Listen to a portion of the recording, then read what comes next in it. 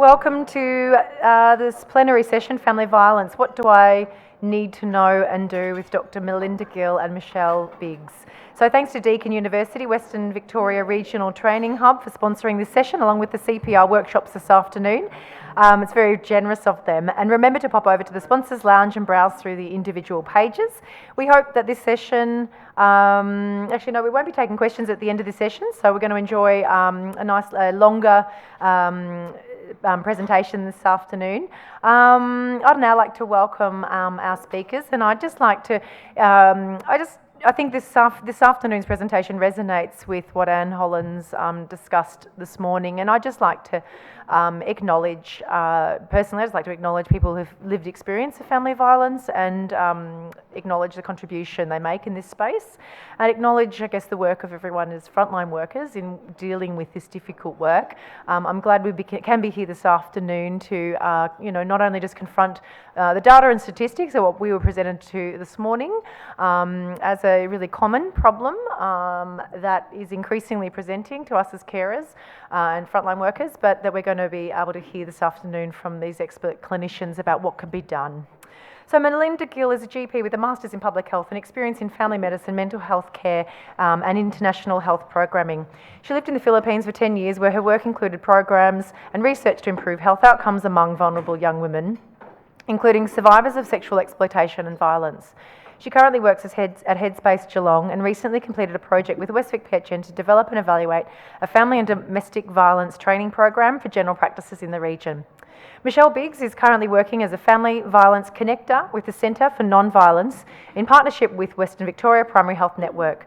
The role of the family violence connector is to support and strengthen general practitioners and primary health care professionals in recognising, responding and referring patients at risk of and or experiencing family violence.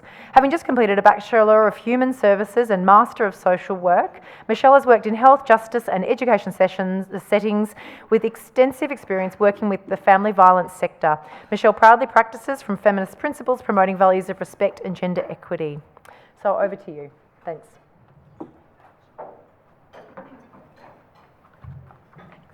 Thanks, Bianca. I'd also like to start by acknowledging those with lived experience among us and acknowledge our strength, courage and resilience. We're discussing a very sensitive topic today, of which many of us do have lived experience, so at any time you need to leave or take a break, feel free to do so. If you do have lived experience and you're not currently receiving the support that you need, then here are some good starting points. So the 100 Respect line, the Orange Door in your region or your own GP. So today we're going to be talking about the types of family violence, the prevalence and the health impact. Michelle's going to review some of the core legislation and schemes governing our response as health professionals. We're going to discuss the impact particularly on children, including clinical presentations, as well as discussing some case studies and possible referral pathways. And also give a bit of a background about some training opportunities with Westvic. So according to the Family Protection Act, family violence is any behaviour that occurs within a family or an intimate relationship that is physically, sexually, emotionally, economically abusive and causes that person to live in fear for their safety or well-being or that of another person. We don't have time to detail the different forms of abuse, but they include emotional, physical, sexual, financial, legal and spiritual, as well as controlling behaviour, which is otherwise known as coercive control. Under the label of family violence, there are many different types of violence, including, these are the main ones, including domestic violence, child abuse, elder abuse, and parent abuse. Domestic violence is otherwise known as intimate partner abuse and refers to any behaviour within an intimate relationship that causes physical, psychological or sexual harm to those in that relationship with either a current or former partner, including heterosexual, same-sex or gender diverse relationships. I believe you've heard quite a lot this morning about the community prevalence of family and domestic violence, so I'm sure this is just a brief summary compared to what you've heard, but this is data from the Australian Institute of Health and Welfare. So, and in that data it found that before the age of 15, 1 in 6 women and 1 in 9 men have experienced physical and or sexual abuse, and after the age of 15, 1 in 6 women and 1 in 16 men have experienced, again, physical and or sexual abuse. For emotional abuse, that's much more common, with 1 in 4 women and 1 in 6 men having experienced emotional abuse by a current or previous partner. Domestic violence is highly gendered, and 1 woman every week is killed in Australia by an intimate partner.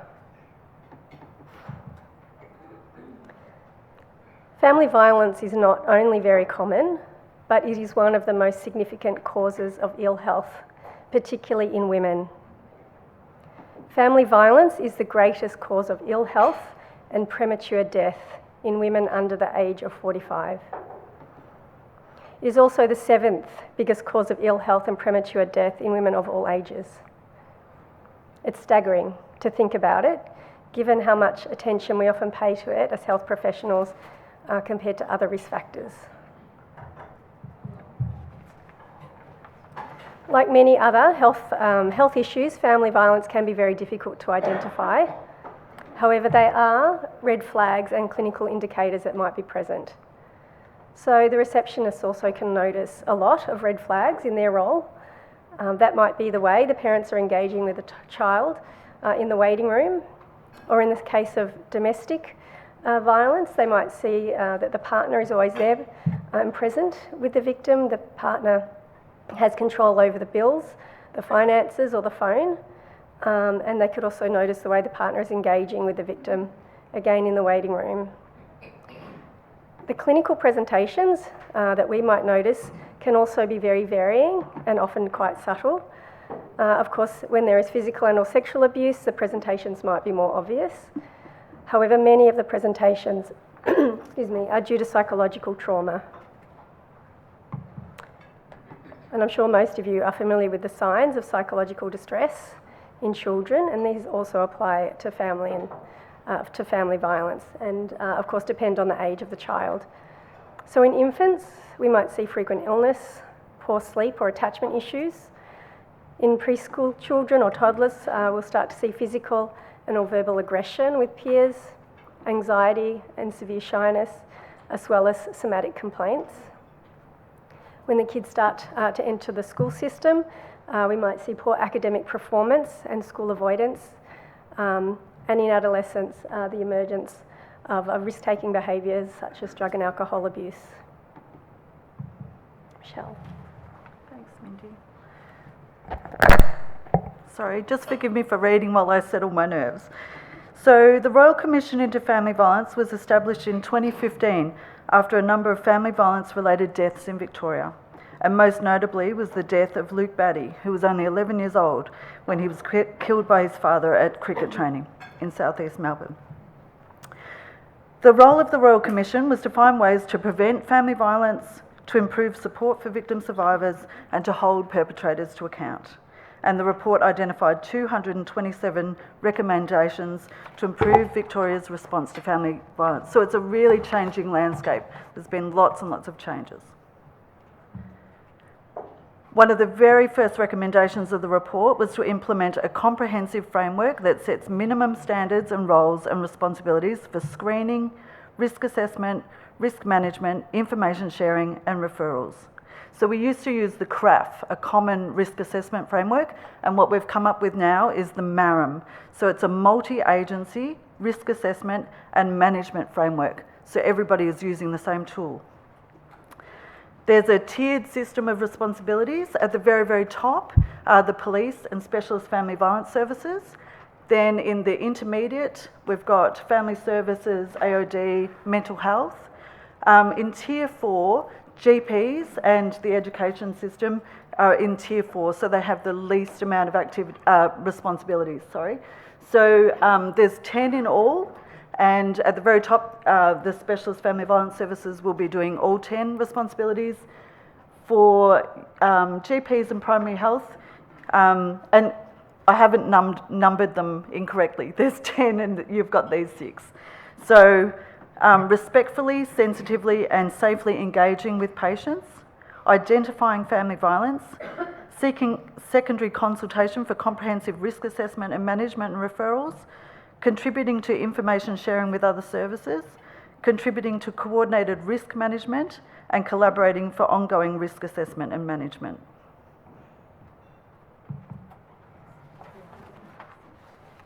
Thanks, Michelle. So the MARAM is a question for you. A MARAM is obviously a very extensive and detailed document that many of us won't have heard of before now. So can you explain to us why it's really important that we know about it?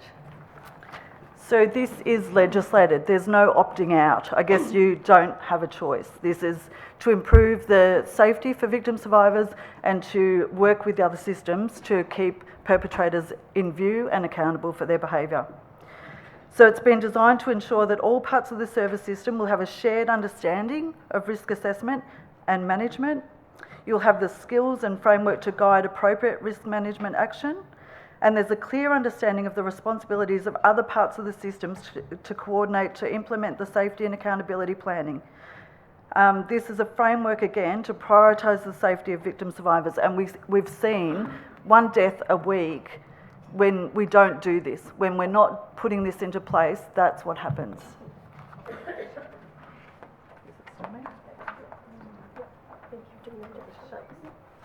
Sorry. Ugh, I'm shaky. So, aside to the information sharing and the MARAM framework, it's really important for professionals working in primary health care to have a clear understanding of their mandatory reporting responsibilities. So looking at this slide, medical practitioners, nurses and midwives are mandatory reporters. Reports are made to Child Protection when there's a reasonable belief and proof is not required. In situations where a child has suffered or is likely to suffer significant harm from physical injury or sexual abuse, and the parents have not protected or are unlikely to protect the child. So when these factors are present, Child Protection notifications are mandated. Child Protection determines whether reports are investigated. Your role is just to make the report. Other professionals or individuals may have also made reports, and you might hold valuable information that adds to that story and the understanding of what might be going on for a child. But when it comes to sexual abuse, the legislation is very clear. Any adult who holds a reasonable belief that a sexual offence has been committed in Victoria by an adult against a child under the age of 17, a report must be made. And this obligation applies to all adults in Victoria, not just professionals working with children, unless you have a reasonable excuse. So it's really normal to feel uncomfortable about making these reports because you worry about what the outcome is and things like that. So this slide outlines some of the factors that you might want to consider if you're unsure about making a report. So thinking about what specifically has happened to the child that's caused your concerns. What's the impact on their safety, stability, health, well-being and development? How vulnerable is the child? Is there a history or pattern of significant concern with this child or other children in the family? Are the parents aware of the concerns? Are they capable and willing to take action to ensure the child's safety and stability and to promote the child's health, well-being and development? So some of the examples that you might come across in practice might be non-accidental or unexplained injuries of children, disclosures of sexual assault, significant neglect, poor care or lack of appropriate supervision, significant family violence or parental substance misuse. So they're all very clear. When those sort of things are happening, you make that notification. But there might be other things that you're just not sure about where, it's not meeting the threshold.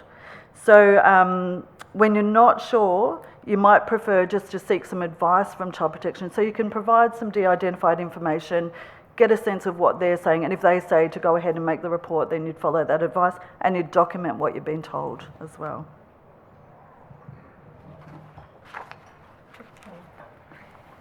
Thanks. Thanks, Michelle. So just a couple of questions about patients for you. So imagine I'm seeing a 19-year-old, a teenager, who has disclosed that their stepfather is currently sexually abusing them, that they don't want to report it. What should I do? So these are tricky situations. This is an adult that we're talking about, and what we want to adopt is a client-focused, client-centred approach. So there's a lot of reasons why people don't want to report sexual assault. So we position the person in front of us as the expert of their experience, and what we want to do is find out what they want. So we have to park those feelings of what we want for them. We really have to set that aside and be driven by what they want. We don't want to escalate risk. We don't want to do anything that they're not aware of. Making police reports, that just throws them into a world of turmoil that they might not be ready for. So it's really about being guided by them. And we don't have to have all the solutions. I never have all the solutions for, victim survivors that come to me. It's about finding out what they want. I can offer a suite of options and different opportunities, but I never have the solutions for them. It's always driven by them. So it could be as simple as asking, what do you want to happen today when you leave? What would you like me to do from here? Thanks, Michelle. Now let's say the teenager was now 15 years old, and the same story, that's being sexually abused by the stepfather. What do we need to do there? So again, if we revisit the law around that, it's a 15-year-old, so really different. Still tricky. You don't want to upset the young person in front of you, but you do have a mandatory obligation here. So the only thing I would recommend is, if it's appropriate, that I would tell them that what's going to happen with their information, that you're going to make a report. It gives them an opportunity to seek some support, some natural support or some organisational support, and it also gives them an opportunity to do some safety planning around what's going to happen with their information. So, but you would be mandated to report in that situation. Thanks, Michelle. So Michelle's shared more about some of the government responses and requirements for family and domestic violence. Now I'm going to share a little bit more about one of Western Vic's strategies to help support practices to be more ready to engage with victim survivors, and this is through a program that we call A-Lives. The A-Lives program was designed last year by a group of us, GPs, family violence specialists, with 6 practices that piloted the program with us. And it aims to enhance the recognition and care of victims of family and domestic violence in a general practice setting. So it includes both training for administrative staff as well as clinical staff, and in-practice support by one of our family violence specialists like Michelle. So A-Lives is, of course, an acronym which summarises some of the core knowledge and skills that we need for working with victims and survivors. So A stands for aware, alert and ask. So we need to be aware to understand that family violence and domestic violence are common, that there's serious health issues, and that victim survivors often present to GPs. We need to be alert, recognising the red flags and the clinical indicators, and we need to be able to ask sensitively using a funnel approach from more general questions about family and domestic violence to more specific questions. And so the lives part of the acronym determines how we would respond to a disclosure. So this is based on the World Health Organisation's training. So we need to listen, to provide a safe private space to allow the victim to share whilst we use our active listening skills. We need to inquire and be directed by their concerns, taking into account mandatory reporting requirements. We need to validate to show that we understand and believe the victim without judgment and blame. And we need to be able to enhance safety. So that means being able to complete a basic risk assessment as per the Marin framework, together with a basic safety plan. And we need to provide support, the long-term support that we're so good at providing as GPs, but also access to, potentially access to specialist services. So this is the funnel approach. So where we start with some general questions about what's happening in the home environment, before moving on to more specific questions specifically about abuse and violence. So we might start by asking, how is everything at home? How's your relationships? How are things with your parents? What happens when you argue? Are you afraid or have you been afraid of anyone at home? Do you feel unsafe or have you felt unsafe in the past? Does anyone at home ever physically threaten or hurt you? Or do you feel humiliated and controlled by anybody at home? So we can use this for adults or older teens and also adapt it for children. Similarly, if we're seeing a caregiver with a younger child, we can also use this approach.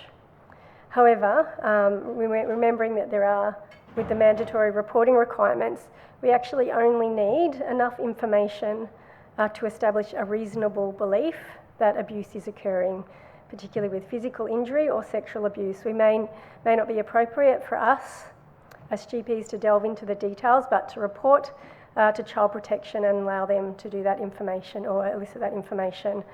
Unless, of course, we have immediate concerns about imminent risk, whereby we need to ask questions to establish the degree of risk. So even though family and domestic violence is very common, it is not currently recommended that we screen everybody for family and domestic violence, except during pregnancy, where that should be a routine part of antenatal care. However, we should be asking through the funnel approach where there are red flags or clinical indicators. It can be very difficult for victims to disclose and also very uncomfortable for us to ask about it. However, the research repeatedly shows that victim survivors want their GPs to ask about abuse and provide support. And research from the Australian Institute of Health and Welfare shows that after family and friends, GPs are the most common group that victim survivors turn to for support. So that is more so than counsellors and more so than the family violence sector.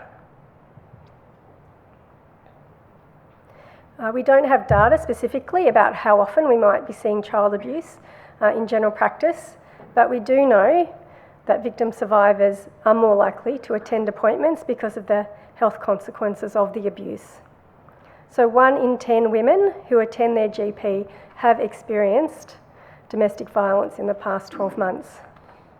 And that is more common for mental health conditions. So for example, with depression, that is 1 in 4. So 1 in 4 women with depression have experienced domestic violence in the past 12 months.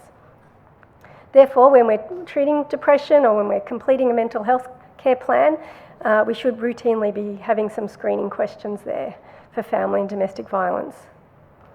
So putting this all together, it means that a typical full-time GP is seeing 5 patients every week who have experienced domestic violence in the past 12 months. So that's just domestic violence, not all the other types of violence like elder abuse or child abuse.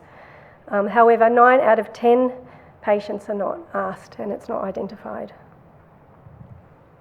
So Michelle, I have a case for you. So let's say I'm seeing a 40-year-old woman who's also a mother of an 8-year-old boy, and I'm seeing her for depression. So I've used the funnel approach to ask her about family violence, and she reports experiencing physical abuse, so shoving and physical intimidation by her partner, as well as verbal abuse. She believes that her son is not witnessing this abuse, nor that he's experiencing any abuse.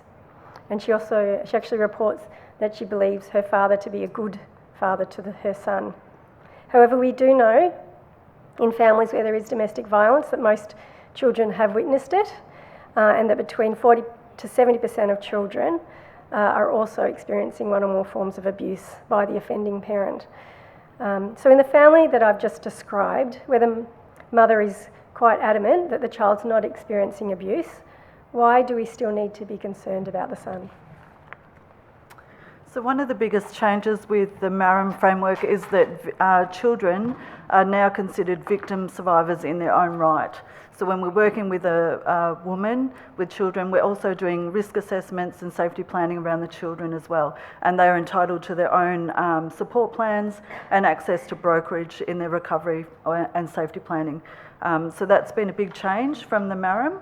So we know that children don't have to be present in the room during an episode to experience the varied impacts of living in homes where there's family violence. So the Family Violence Protection Act of 2008 also extends to refer to behaviours by a person that causes children to hear, witness or otherwise be exposed to the effects of the multiple forms of family violence. And for some children, unfortunately, they are present in those episodes. They try to intervene, they might try and comfort their parents, they are present in the room, but many of the reports are they're in another room, they didn't see it, but they might have overheard it. So it affects them directly and indirectly. Dr. Emma Katz is doing a lot of work on coercive control and the impact on children, and it's worth having a look at her work because it's, coercive control is in the media and things like that, so it's good to have an understanding of what that is. It doesn't always include physical violence.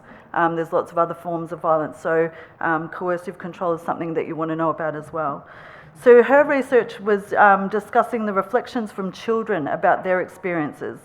Even if they're not the primary target of the abuse and violence. So children talked about not being allowed to have friends over or not being able to participate in social or extracurricular activities. They described moderating their behaviour, so similar to the victim survivor, that they would change their behaviour to accommodate the persons using violence. So they'd be quieter, they wouldn't run around, they wouldn't demand the time of their non-offending parent. There's other examples of children being present following incidents. So if an ambulance has been called or police attend, the children are there for that. They might have been in another room, but when those emergency services arrive, they don't arrive for no reason. So they are experiencing it in their own way. They might be afraid to go to school because they're worried about what's going to happen while they're at school and worried about what they're going to return home to. They might see commonly property damage, so holes in walls, holes in doors, smashed items, things like that. So, even if they're not the target of direct abuse, they are witnessing, overhearing, and things like that. And we also know that the family violence impacts on the non-offending parent's capacity to promote positive family functioning and positive relationships with their children. So that does have an impact on them as well.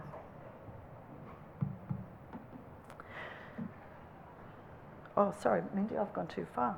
Sorry. Okay. Sorry, on the previous list, there were a number of social and emotional impacts on children and their development, and you could see on that that left untreated, trauma, PTSD, depression, anxiety, left untreated over time, they lead to really chronic health outcomes into adulthood. Sorry, Mindy. No, you're right. Okay. So even though the son is not directly being abused by the offending parent, he's still considered a victim of family violence. So let's say, Michelle, that now I'm seeing the son also with non-organic abdominal pain, and I can see that he's quite shy and timid. So I have definite reasons to be concerned about his well-being, but at this stage, of course, it's not appropriate to refer or involve child protection. Are there any additional services that I can refer the family to improve the child's well-being? Thanks, Mindy. So previously in Victoria, we had a program known as Child First, and GPs probably wouldn't normally have made a referral to Child First. Child First has now been integrated into the Orange Door, and you may or may not be aware of what the Orange Door does. The Orange Door is a free service for adults, children and young people who are experiencing or have experienced family violence, and it's also for families who need extra support with the wellbeing and development of children, and it's been rolled out across Victoria. So the patient might be open to a referral to the Orange Door. However, it's really important that you get consent. Don't just go and make that, you need consent for that referral. So it would be appropriate to refer to the Orange Door for families when there's significant parenting problems that may be affecting the child's development. They're experiencing family conflict, including family breakdown. That's different to family violence too. They're under pressure due to a family member's physical or mental illness, substance abuse, disability or bereavement. They're young, isolated or unsupported and are experiencing significant social or economic disadvantage. So those sort of referrals for that child that you're worried about, that it doesn't meet that threshold for a mandated report, consider a referral if the client is open to that. So we're going to move on to another big reform in the family violence landscape, and it's information sharing. So this is one of the recommendations from the Royal Commission into Family Violence, and there's 2 schemes. And this is also aligns with those responsibilities that we spoke about earlier. So GPs are prescribed information sharing entities. So on some occasions, it might be necessary to contribute information to other agencies to help with the overall risk assessment. There's 2 schemes. And in the family violence sector, we love an acronym. So the Child Information Sharing Scheme, or CIS, you'll commonly hear that referred to as a CIS. And the Family Violence Information Sharing Scheme is a FIS.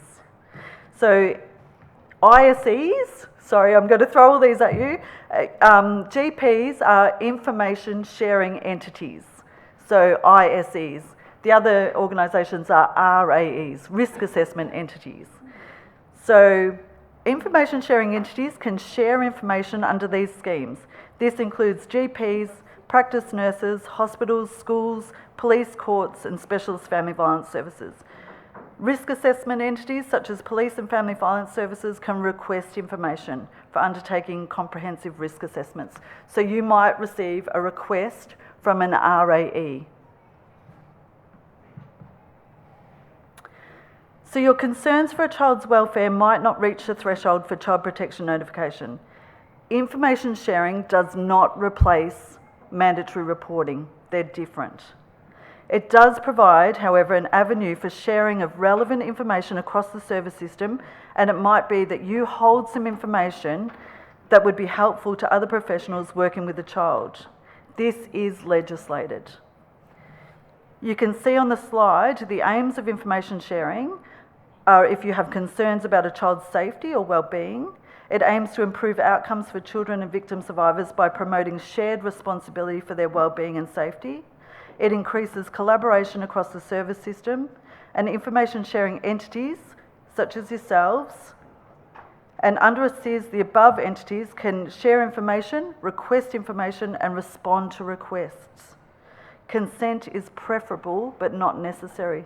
So consent, we prefer to get consent from the victim survivor, but when it comes to perpetrators, we can share information without consent, and usually it's safer to do so.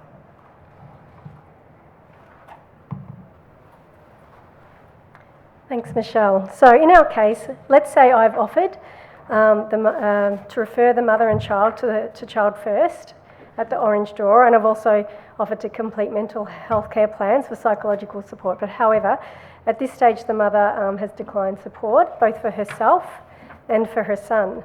So I'm still concerned about the child's well-being.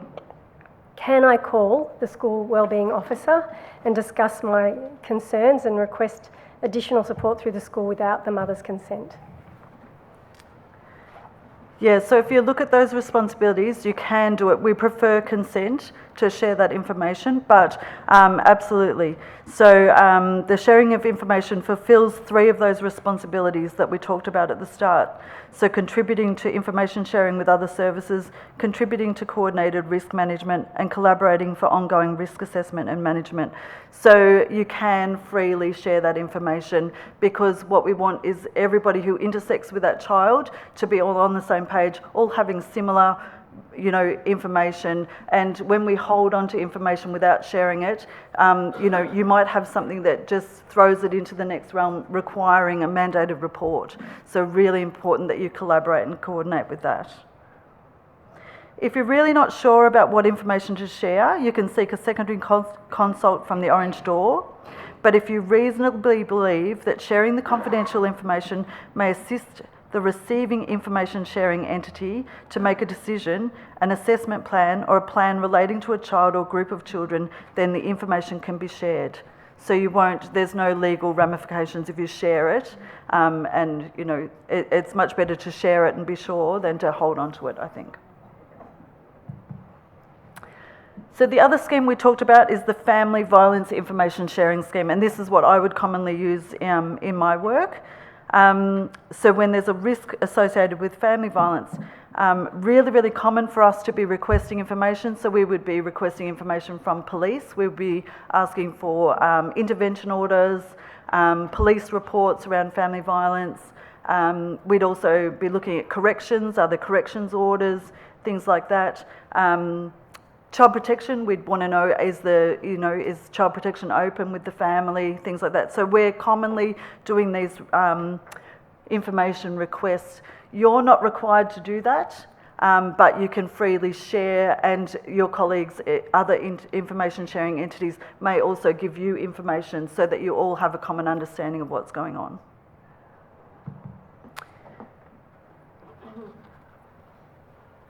Okay, another question. So it's going to become increasingly common for general practices to receive requests for information from risk assessment entities like the Orange Door and Police about possible perpetrators. So what do we need to think about when responding to these requests? So our colleagues in the hospitals are saying that they are receiving a lot of requests, hundreds a month. They're coming in thick and fast. So there's a lot to be concerned about, I guess. I think this is only going to increase for GPs. It's important that you have a good understanding of the sort of information that you can share and that you should share, and consider your internal policies and procedures that would support that sharing mechanism as well. I would be thinking about, things like, how am I going to verify the identity of the requester? Will the request be required in writing, or am I going to, provide information over the phone? Because, GP clinics are really busy. So, what are you going to be your processes around that? How will you document the request and the information that you provided? What about proactively sharing information, like Mindy said before about ringing the school and giving them some information as well? How are you going to document that? When would you do it? Is it going to be up to individual GPs to do that job, or is it going to be the practice manager? So there's a lot to think about, and it's only going to increase. Don't want to worry you, but, sorry. Oh, and also, what if I don't want to share the information? What are your obligations around that? What are you going to do if you actually don't want to share the information? Because you have to know about that as well. If you're not going to share the information, you have to provide a rationale for why. Thanks, Michelle. And of course, if we don't know what to do, especially if it's the first time we're receiving a request, we can call the Orange Door and get them to talk that through with us. Yep. Oh, sorry, I went forward one. I did that one. Okay, here we go. Sorry. That's all right.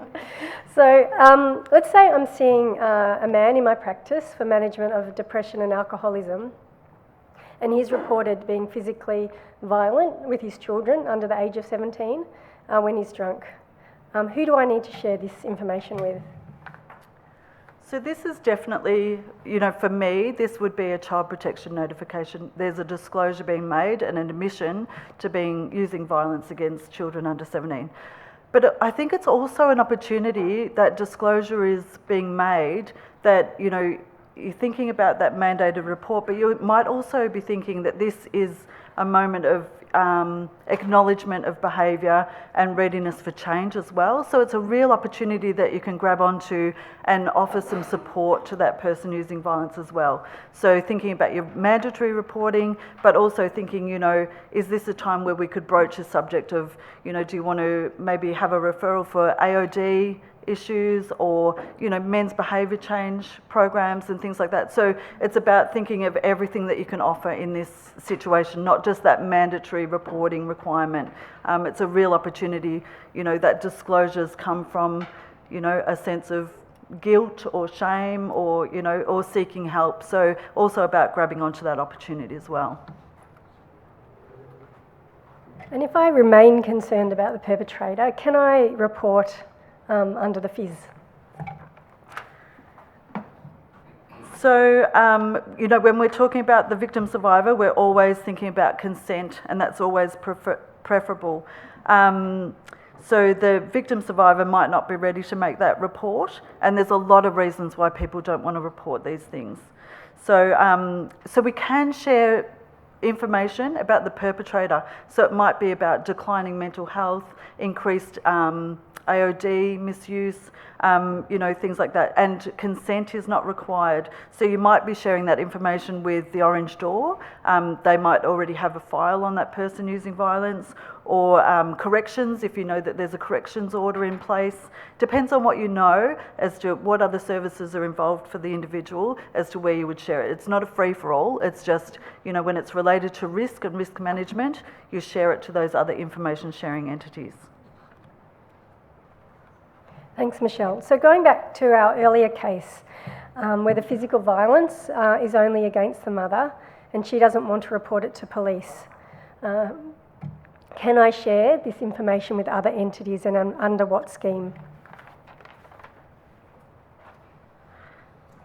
Yeah, so I would be sharing that with those other entities that you know are involved with the person, so other information sharing entities. And there is a list of those on the MARAM. And if you're not sure, give the Orange Door a call and get a secondary consult to get some advice around that. Yep. Okay, so one last question. So family and domestic violence are very complex issues, and victim survivors also have complex care needs. But general practice is similarly complex. It's busy with many competing demands, so it's understandable that as GPs we might feel overwhelmed in engaging with the issue. So what would you say to that? It is overwhelming, and I can tell you even in the sector it's overwhelming. You know, we hear these stories over and over again, and it's overwhelming for everybody. But you're not doing this alone. The MARAM has created a framework and a mechanism where you can share that out, so you don't have to sit with that risk on your own. So it's really, really important. So, and also you could engage in family violence training like what we're providing, so that you can develop the confidence to recognise the indicators, respond sensitively, and make appropriate referrals. That's really important, that appropriate referral for a person. And that will actually, building that confidence around what to do will actually save you time, because you've got so many competing demands. So, you know, building your knowledge, engaging in all the training, knowing what's in your white book and things like that, the guidelines, your internal policies, will give you the confidence to deal with this more effectively. And reach out to the specialists. You know, you make referrals all the time to different specialists, and there are specialist family violence services that are waiting for you to call, to seek advice, to build your knowledge, to help you out and step you through it. You don't have to do the work on your own. It's not yours to do. The specialists will take over once you make that referral, and you'll still continue to see your patient, but we'll take care of that, enhancing that safety for that person and case management.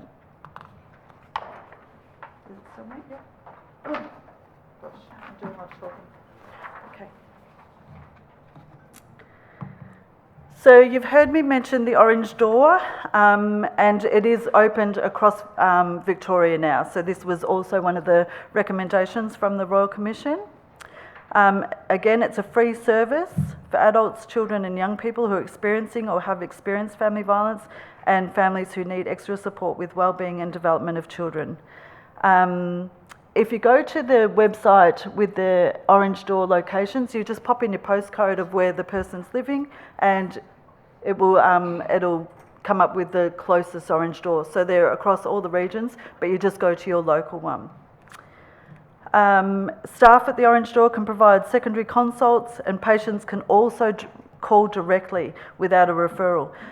You might like to assist with a warm referral, and that could be as simple as just you know, if you've gathered any information from a brief risk assessment and you want to share that over with the referral, it just it helps the victim survivor not to have to repeat their story over and over again. So you can share that information to the Orange Door. You could even request that the Orange Door give you a call back and say, yes, we've picked up that client, and yes, we're case managing it. You know, you can request to find out what happened from your referral as well. And we've been doing a lot of work with the service system navigators from the Orange Door to make sure that when GPs call, because of their time demands, that that somebody will pick up the phone and maybe have it given a risk assessment, that there would be someone available. If somebody wasn't able to go home that day, they're not safe to go home, that it would be triaged and you would be able to get a response straight away. They will go through their processes of a risk assessment and all that sort of thing, and they'll determine a support plan. It could be emergency accommodation, things like that. So, just give the Orange Door a call. For after hours support, we have safe steps. So you could provide that information to the client. Family violence does not conveniently happen between Monday to Friday, 9 till 5. So for after hours support in Victoria, it's safe steps, and you could provide that information verbally. We really don't advise that you give the victim survivor something physical unless they say it's safe to do so, because perpetrators might go through their bags, might go through their phones, might try and find out, who they're talking to and things like that. So always ask, is it safe for me to give you this information? We've also developed a few brochures out on our table as well. So a few little pickups there out there with all this information. So if you go to the PHN table, we've got a number of resources that we're prepared as well. Okay, just one question from one of our online viewers that I will entertain. So, does information sharing override patient confidentiality in all family violence situations? And I will take a stab at this, and then you can correct me if I'm wrong. I would say no. I think there's 4 situations. One is mandatory reporting for children. The other is perpetrators. We don't have to have consent. We can breach confidentiality for perpetrators. Under the SIS, for child wellbeing, if we have concerns, we can share with the relevant entities like the schools. And fourthly, if there's an imminent risk. So if you have a victim in front of you who doesn't want to disclose, but you can see there's a high risk of them being seriously injured or killed, then you can, of course, call the police. So I'm aware of those 4 exceptions to confidentiality. Is there anything else? No.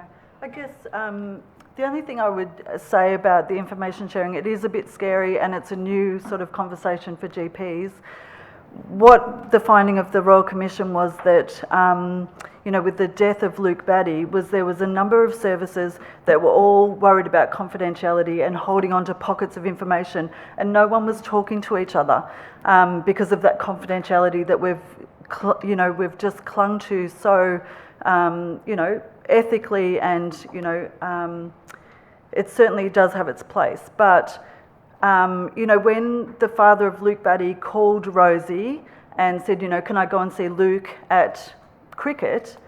She said yes. She made a decision. Yeah, there'll be other people around. It should be okay. He'll be all right. What she didn't know was the police had a warrant for his arrest. Mental health had some concerns about his declining mental health. AOD had some concerns about the alcohol or other drug use. And if Rosie had have had all that information, she maybe would have made a different decision on that day. She might have kept Luke home and said, no, you can't see him, not today. And she might have called the police and said, hey, I know where he is, he's called me. But she made a decision without all the information. And, it always upsets me, but little Luke paid the price for that. So,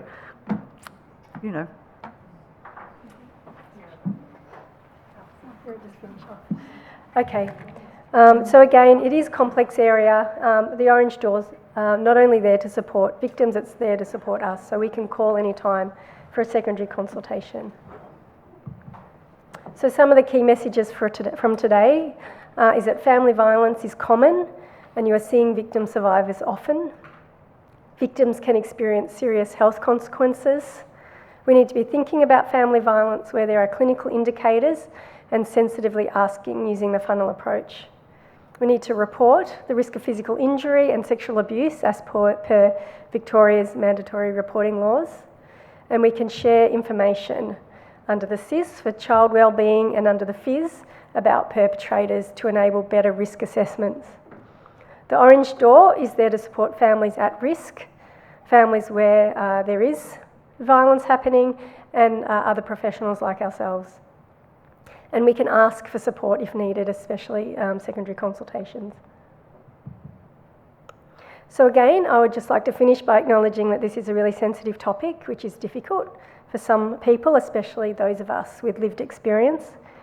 If anything that we've discussed today has brought up issues for you, please reach out to your support network. If you don't have adequate support, then again, you can use the 1-800 RESPECT line, the Orange Door, or your own GP. So thank you for this opportunity to share. We're not taking further questions from the front, but we will be out in the foyer to ask your questions there. Thank you.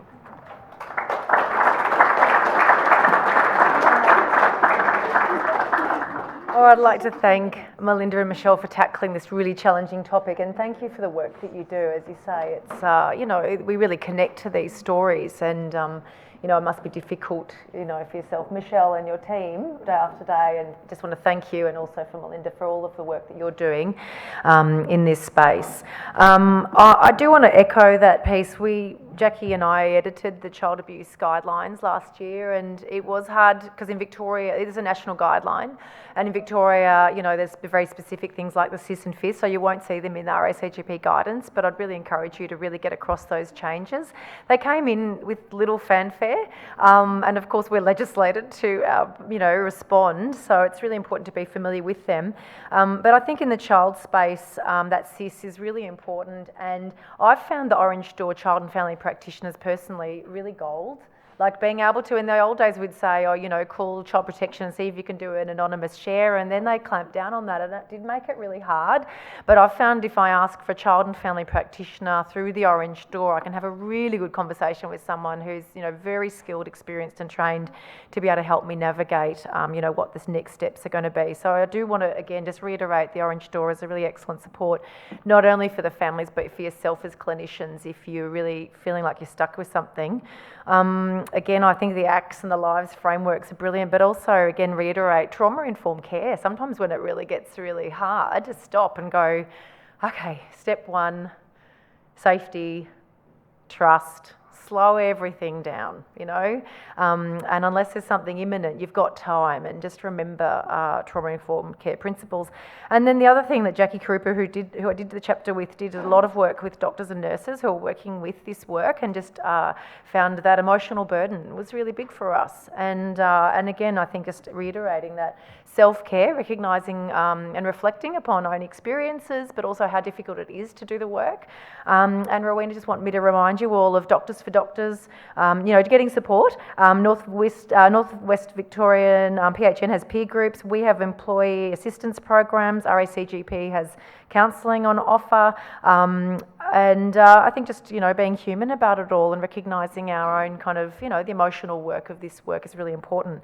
And in that, it's actually nice timing. In 4 days' time, it's Crazy Socks for Docs Day. So recognising that, the work that we do does carry a burden. And that burden can lead to mental health problems even in us, amazing doctors, nurses and practice managers. So look after yourselves, and let's celebrate Crazy Socks for Docs, but do look out for those relevant services to help you keep doing the work that you're doing. So I actually have come up without my script in terms of what else I'm meant to say. I think at this point in time I'm... oh, thank you. Yeah, we're going to thank... please, again, join me in thanking Dr. Melinda Gill and Michelle Biggs for their presentation today.